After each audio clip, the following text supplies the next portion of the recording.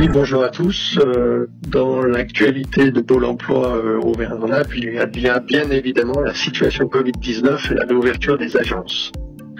La réouverture totale des agences Pôle emploi, notamment sans restriction au public le matin, c'est-à-dire avec l'accueil en flux, a été annoncée par la direction régionale au CSE, et ce, dans la droite ligne de la volonté du gouvernement de remettre les gens au travail. À Force ouvrière, nous jugeons cette réouverture prématurée et génératrice de risques importants pour le personnel. En effet, comme les journaux s'en font l'écho, les alertes des experts sur une possible deuxième vague sont de plus en plus puissantes et de nouveaux clusters ont été identifiés ces dernières semaines en Auvergne-Rhône-Alpes.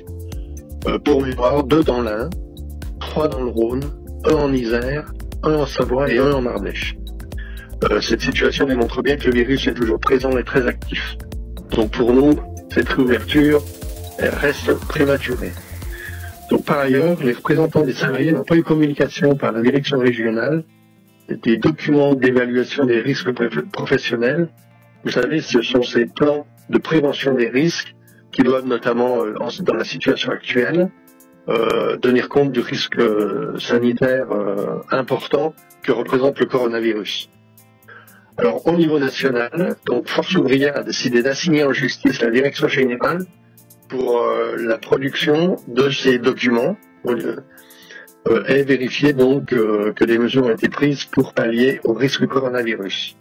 Alors, pour l'instant, le dossier est en cours d'examen par le juge.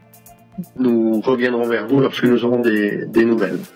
En ce qui concerne la situation plus locale, en Auvergne-Rhône-Alpes, bien sûr, nous n'avons pas obtenu par la direction régionale l'assurance que toutes les entorses au protocole sanitaire que nous avions relevées lors du CSE du 28 mai ont été corrigées. Je vous renvoie au flash info FO sur ce CSE du 28 mai pour l'énumération de tous les risques qu'on avait indiqués. Donc aujourd'hui, masques et visières en quantité insuffisante, on ne sait pas si cela a été rétabli.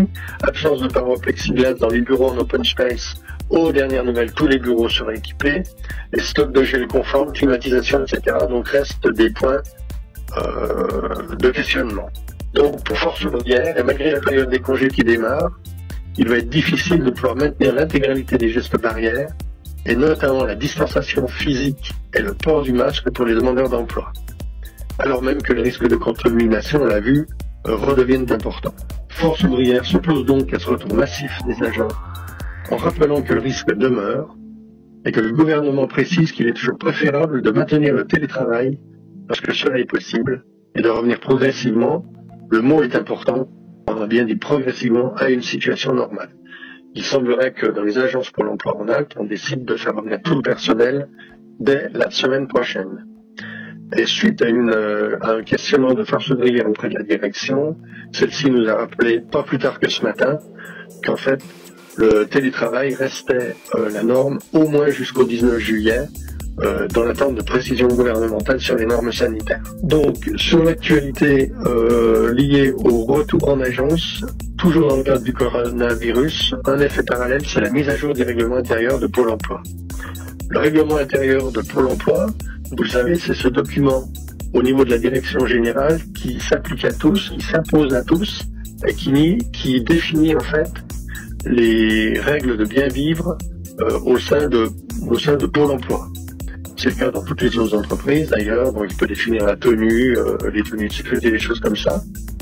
Et aujourd'hui, donc, ce règlement intérieur a été mis à jour avec un certain nombre de points liés aux gestes barrières, donc aux mesures de sécurité liées au coronavirus. Alors il ne faut pas s'y tromper, le but c'est de faire porter par les agents la responsabilité d'une éventuelle contamination sur le lieu de travail pour dégager la responsabilité pénale de la direction générale et des directions régionales, cette responsabilité qui est écrite noir sur blanc dans le Code du travail, en matière de sécurité et de santé des salariés dès qu'ils ont franchi la porte de leur lieu de travail. Donc c'est un jeu un peu pervers joué par la direction qui va tenter de se défausser de sa responsabilité sur les agents. Force ouvrière, de toute façon, saura rappeler cette responsabilité pleine et entière devant la direction, devant les tribunaux s'il le faut.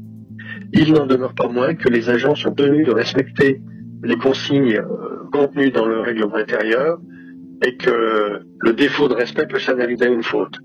Nous enjoignons donc tous les salariés à respecter ces consignes et à ne pas s'exposer donc à d'éventuelles sanctions pour le cas où elle refuserait par exemple de porter le masque ou des choses comme ça. Voilà ce que nous pouvions dire à cette heure sur le retour en agence, et nous y sommes totalement opposés parce que nous estimons que la direction ne garantit pas les règles de sécurité susceptibles de protéger la santé des salariés et des demandeurs d'emploi.